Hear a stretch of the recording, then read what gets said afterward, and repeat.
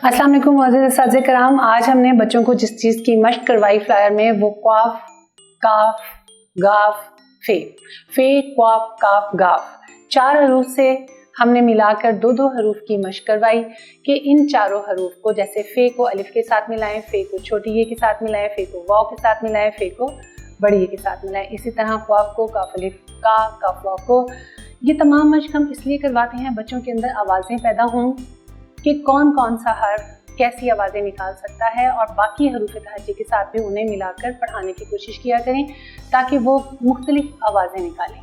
जो साउंड, जो आवाज़, सौती असरात जो भी होंगे हमारे उर्दू के अल्फाज में वो इस्तेमाल होते हैं, और जब बच्चे वो अल्फाज पढ़ते हैं तो उन्हें याद आ जाता है कि ये ऐसी आवाज़ हमने पहले भी इस हर्फ से निकली थी या इस हर्फ से ये आवाज़ निकलती है।